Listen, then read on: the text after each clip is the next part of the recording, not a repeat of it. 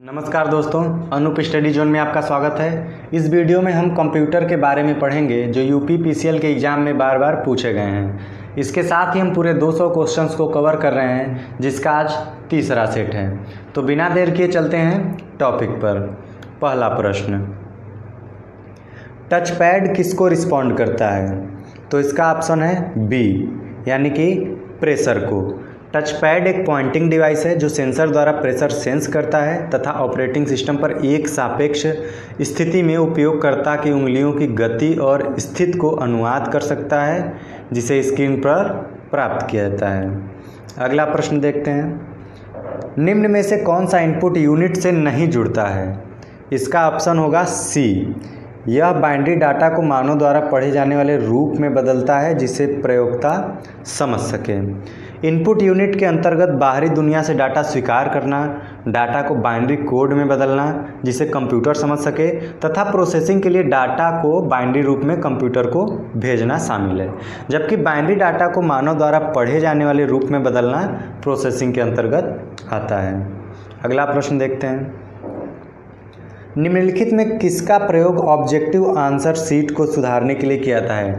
जो हम भी पेपर देते हैं, चाहे जो भी कंप्यूटर ऑनलाइन पेपर देते हैं, तो OMR शीट जो होता है उसे चेक करने के लिए किसका प्रयोग किया जाता है? ऑप्शन है CD-ROM, MICR, बारकोड, OCR। तो इसका ऑप्शन सही ऑप्शन होगा OCR। OCR यानी ऑप्टिकल कैरेक्टर रिकॉग्नाइजेशन का प्रयोग ऑब्जेक्टिव आंसर शीट को जांचने के लिए किया जाता है। स्कैनर द्वारा स्कैन किया गया डॉक्यूमेंट बिटमैप इमेज के रूप में होता है, जिसके चित्र में एडिट कर सकते हैं परंतु टेक्स्ट में नहीं। OCR टेक्स्ट डॉक्यूमेंट की पहचान कर उसे वर्ड प्रोसेसिंग टेक्स्ट में बदलता है ताकि उसमें सुधारात्मक प्रक्रिया संचालित की जा सके। अगला प्रश्न देखते हैं, OCR का पूरा रूप है? तो दोस्तों इसका ऑप्शन होगा ए, ऑप्टिकल कैरेक्टर रिकॉग्नाइजेशन। ठीक है, नेक्स्ट देखते हैं, निम्नलिखित में से कौन सा इनपुट डिवाइस नहीं है? इसका ऑप्शन होगा D, micro processor. Floppy drive, keyboard, mouse, scanner, microphone जितने भी हैं ये इनपुट डिवाइस हैं। जबकि माइक्रो प्रोसेसर एक मल्टीपर्पज़ प्रोग्रामेबल डिवाइस है जो डिजिटल डाटा को इनपुट के रूप में एक्सेप्ट कर सकते हैं, अपने मेमोरी इंस्ट्रक्शन के अनुसार प्रोसेस कर आउटपुट उत्पन्न कर सकते हैं। अगला क्वेश्चन देखते हैं, लाइट पेन क्या है? तो इसका आंसर होगा B, input device. Light pen एक इनपुट डिवाइस है। लाइट पेन एक इनपुट डिवाइस है। इस डिवाइस का उपयोग कर हम कंप्यूटर पर मानसिक टच स्क्रीन से निशानांकित कर सकते हैं।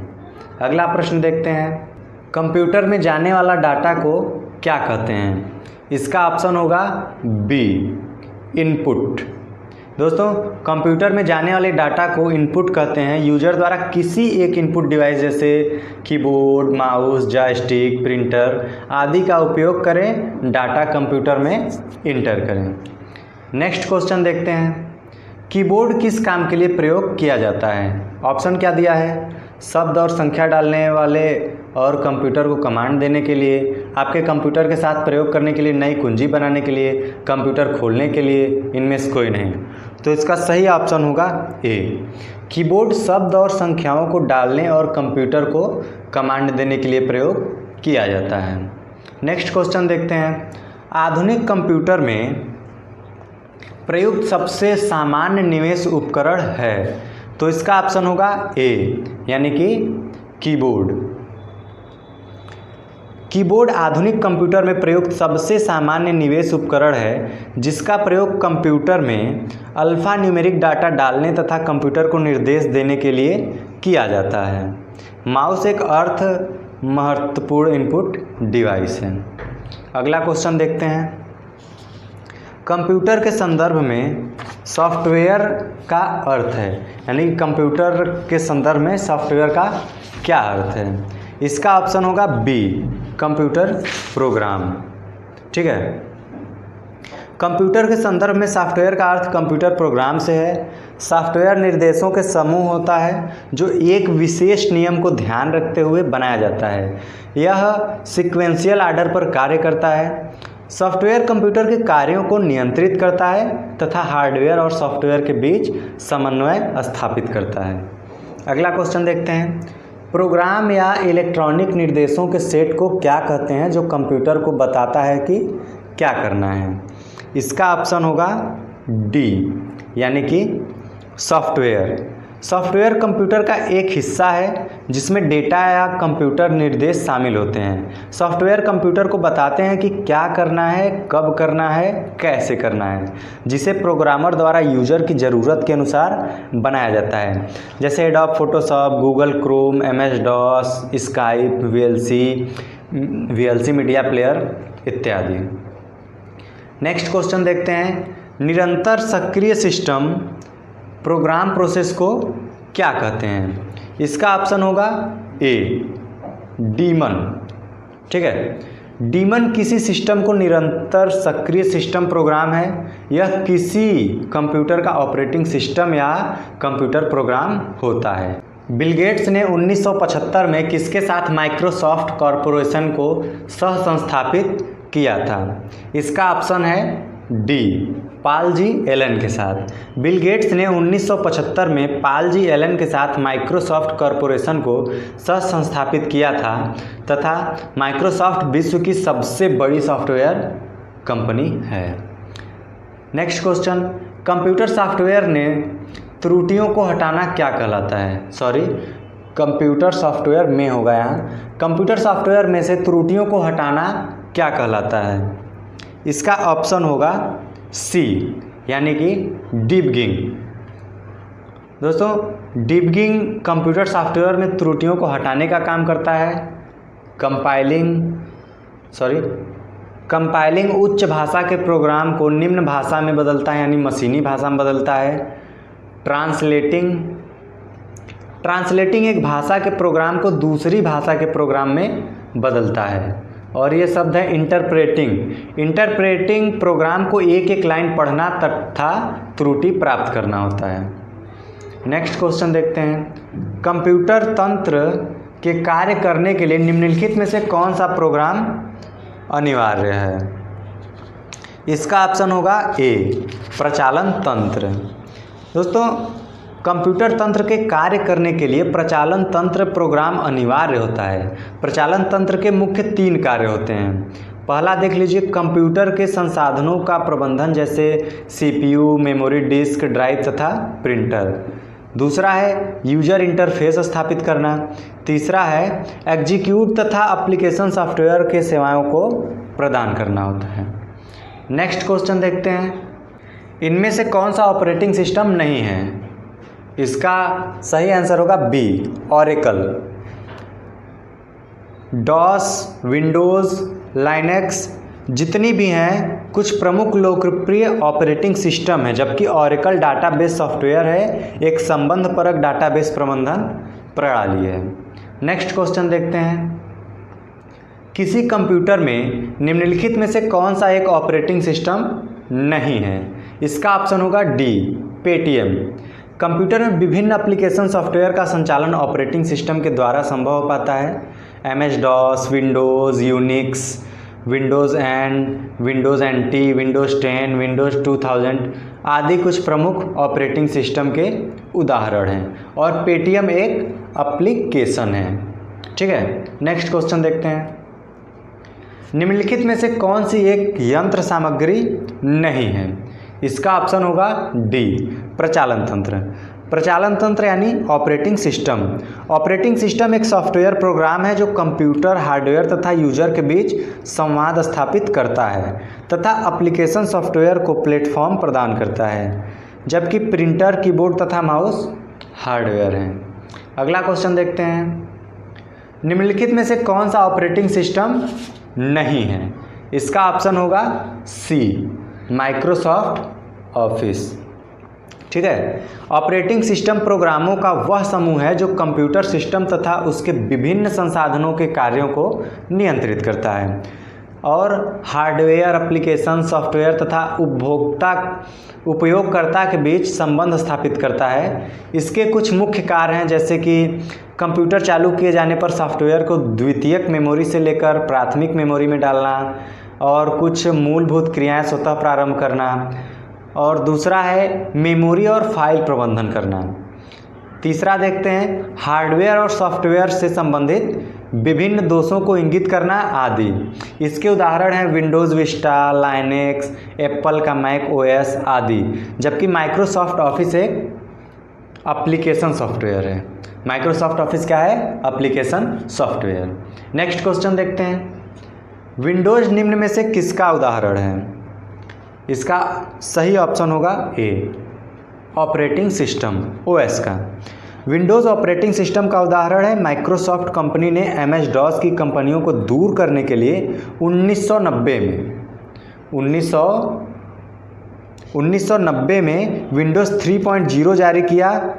बाद में समय समय पर इसके कुछ संशोधित संस्करण जारी किए, जैसे Windows 95, Windows 98, Windows ME, Windows XP, Windows Vista, Windows 7। इस टाइम लेटेस्ट में मैक्सिमम लोग विंडोज़ 10 यूज करते हैं। ठीक है, वह operating system graphical user interface GUI पर आधारित है और इसे खोजना और इस पर कार्य करना आसान है। नेक्स्ट क्वेश्चन देखते हैं, सूचनाओं का वह समूह जो एक कंप्यूटर को निर्देशित करता है क्या कहलाता है? इसका ऑप्शन होगा डी, यानी कि प्रोग्राम। सूचनाओं का वह समूह जो कंप्यूटर को निर्देश करता है प्रोग्राम कहलाता है। कंप्यूटर में प्रोग्राम कुंजी पटल पर टाइप करके फीड किया जाता है। प्रोग्राम में कंप्यूटर को क्या करना है, किस प्रकार करना है, यह स्पष्ट एवं क्रमबद्ध रूप में लिखा जाता है। कंप्यूटर की अपनी स्मृति होती है परंतु बुद्धि नहीं होती है, क्योंकि कंप्यूटर मात्र वही कार्य करता है जो उसे निर्देशित किया जाता है। अर्थात कंप्यूटर को कार्य करने की बुद्धि क्रमबद्ध निर्देशों अथवा प्रोग्राम द्वारा दी जाती है। कंप्यूटर अपने से कुछ भी नहीं कर सकता, उस पर आपको कमांड देना होगा, जिसके बाद ही कंप्यूटर कोई कार्य करेगा। अगला प्रश्न देखते हैं, कंप्यूटर पर आरोपी ज़्यादातर त्रुटियां किस कारण होती हैं? तो इसका ऑप्शन होगा ए, यानी कि क्रमादेश त्रुटि। ठीक है, कंप्यूटर पर आरोपित अधिकतर त्रुटियां क्रमादेश त्रुटियां होती हैं, जैसे प्रोग्राम त्रुटियां होती हैं।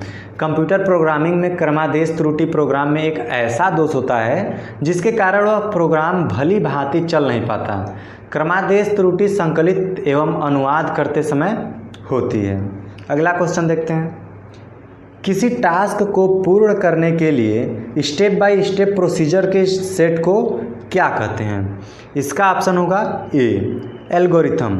ठीक है, एल्गोरिथम एक ऐसी तकनीक है जिससे प्रोग्राम के लॉजिक या विधि को लिखने के लिए प्रोग्राम के चरणों को वाक्यों में लिखा जाता है। किसी प्रोग्राम की एल्गोरिथम कुछ वाक्यों की एक श्रेणी के रूप में होती है। यह श्रेणी इस प्रकार बनाई जाती है कि यदि उस श्रेणी के वाक्यों में सापेक्ष प्रोग्रामिंग भाषा के निर्देश लिखकर उन्हें एल्गोरिथम में बताए गए क्रम में एग्जीक्यूट करें तो हमें कंप्यूटर प्रोग्राम की समस्या का समाधान मिल जाएगा। ठीक है, नेक्स्ट क्वेश्चन देखते हैं, जो प्रोग्राम एक सिस्टम के फंक्शन को दूसरे सिस्टम पर नकल करेगा उन्हें क्या कहते हैं? इसका ऑप्शन होगा ए, यानी कि एम्यूलेटर। ठीक है, एम्यूलेटर देखते हैं क्या होता है। एम्यूलेटर एक सिस्टम द्वारा दूसरे सिस्टम के नकल करने के लिए बना प्रोग्राम होता है। इसके साथ ही हम देख लेते हैं सिम्युलेटर क्या होता है। सिम्युलेटर कंप्यूटर गेम्स को क्रियान्वित करने के वाला प्रोग्राम होता है। अब इवैल्यूएटर क्या होता है? इवैल्यूएटर कंप्यूटर के क्षमता प्रदर्शन को मापने हेतु प्रयोग किया जाता है। इसके साथ ही पीसीबी देख लेते हैं। पीसीबी ये होता है full form printed circuit board. यह कंप्यूटर में प्रवाह यानी पाथवे बनाता है। ठीक है, नेक्स्ट क्वेश्चन देखते हैं, एक कंप्यूटर के सेंट्रल प्रोसेसिंग यूनिट द्वारा सीधे संचालित किए जाने वाले निर्देश का एक सेट है। इसका ऑप्शन होगा बी, यानी कि मशीन लैंग्वेज। कंप्यूटर में सेंट्रल प्रोसेसिंग यूनिट द्वारा सीधे संचालित किए जाने वाले निर्देशों को मशीन लैंग्वेज या मशीनी भाषा कहते हैं। मशीनी भाषा कंप्यूटर की बेसिक भाषा है जो मशीन पर निर्भर करती है। यह एक निम्न स्तरीय भाषा है जिसे कंप्यूटर बिना ट्रांसलेटर प्रोग्राम के समझ सकता है। यह केवल 0 और 1 में होती है जिसको बाइनरी अंक कहते हैं। बाइनरी अंकों के प्रयोग में निर्मित श्रृंखला से लिखी जाती है। मशीनी भाषा में प्रत्येक निर्देश के दो भाग होते हैं, पहला क्रिया संकेत और दूसरा स्थिति संकेत। क्रिया संकेत कंप्यूटर को यह बताता है कि क्या करना है और स्थिति संकेत यह बताता है कि आंकड़े कहाँ से प्राप्त करना है और कहाँ संग्रहित करना है। ठीक है, नेक्स्ट क्वेश्चन देखते हैं। कार्यात्मक भाषा के रूप में भी जानी जाती है। इसका ऑप्शन होगा बी, गैर प्रक्रियात्मक भाषा। गैर प्रक्रियात्मक भाषा एक कंप्यूटर भाषा है जिसे लॉजिक प्रोग्रामिंग भाषा के नाम से भी जाना जाता है। इसमें जावा, सी तथा C++ जैसे पारंपरिक प्रोग्रामिंग तर्क लिखने की आवश्यकता नहीं होती है। ठीक है, नेक्स्ट क्वेश्चन देखते हैं। असेंबलर का कार्य क्या है? ठीक है, तो इसका ऑप्शन होगा सी, असेंबली भाषा को यंत्र भाषा में परिवर्तित करना। ठीक है, असेंबली भाषा ADD जोड़ने, SUB घटाने के लिए यंत्र भाषा में बदलता है। असेंबली भाषा निम्न स्तरीय भाषा है जिसमें अक्षर एवं अंकों से बना न्यूमेरिक कोड का प्रयोग किया जाता है। ठीक है, जिसका एक निश्चित अर्थ होता है। असेंबली का भाषा मतलब असेंबलर, ये एक मशीनी भाषा है। ठीक है, नेक्स्ट क्वेश्चन देखते हैं। असेंबलर का क्या कार्य है? ठीक है, असेंबलर का कार्य, इसका ऑप्शन होगा बी, असेंबलर उच्च स्तरीय भाषा को यंत्र भाषा में परिवर्तित करता है। असेंबली भाषा में 0 से 1 की अपेक्षा अल्फ़ा न्यूमेरिक सिंबल्स में प्रोग्राम लिखे जाते हैं जिसे आसानी से याद रखा जा सकता है, जैसे जोड़ने के लिए ADD, घटाने के लिए SUB, तुलना के लिए CMP आदि। इस तरह के सिंबल को न्यूमेरिक्स कोड कहा जाता है, परंतु इस भाषा का प्रयोग एक निश्चित संरचना वाले कंप्यूटर तक ही निश्चित है, इसलिए इस भाषा को निम्न स्तरीय भाषा कहते हैं। ठीक है, अगला क्वेश्चन देखते हैं। असेंबली लैंग्वेज क्या है? ठीक है, तो इसका ऑप्शन होगा B, high level language. Assembly language एक हाई लेवल लैंग्वेज है। असेंबलर एक ऐसा ट्रांसलेटर प्रोग्राम है जो असेंबली भाषा में लिखे गए कोड से इनपुट लेकर मशीन कोड के रूप में आउटपुट देता है। असेंबलर मेनली दो प्रकार के होते हैं, सेल्फ असेंबलर और एक क्रॉस असेंबलर। देखते हैं सेल्फ असेंबलर उसी मशीन पर रन होकर ऑब्जेक्ट कोड देता है जिसके लिए प्रोग्राम लिखा गया है, और क्रॉस असेंबलर आपका होता है ऐसा प्रोग्राम जो किसी अन्य कंप्यूटर पर रन होने के लिए बनाए जाते हैं। ठीक है, नेक्स्ट क्वेश्चन देखते हैं। असेंबली लैंग्वेज में प्रयुक्त ट्रांसलेटर प्रोग्राम को क्या कहते हैं? इसका ऑप्शन होगा बी, यानी कि असेंबलर। असेंबलर एक ऐसा ट्रांसलेटर प्रोग्राम है जो असेंबली भाषा में लिखे गए कोड से इनपुट लेकर मशीन कोड के रूप में आउटपुट देता है। ठीक है, नेक्स्ट क्वेश्चन देखते हैं। इनमें से कौन सी कंप्यूटर वैज्ञानिक कंप्यूटर भाषा है? ठीक है, इसका ऑप्शन होगा सी, यानी कि फोर्ट्रान। फोर्ट्रान एक वैज्ञानिक कंप्यूटर भाषा है। ठीक है, फोर्ट्रान का फुल फॉर्म होता है फॉर्मूला ट्रांसलेशन। फोर्ट्रान बीजगणित पर आधारित उच्च स्तरीय भाषा है। यह गणितीय कार्यों, सूत्रों तथा गणनाओं करने में पूर्णतः सक्षम है। इसका उपयोग वैज्ञानिक तथा इंजीनियरों के द्वारा किया जाता है। तो दोस्तों, आज के लिए बस इतना ही।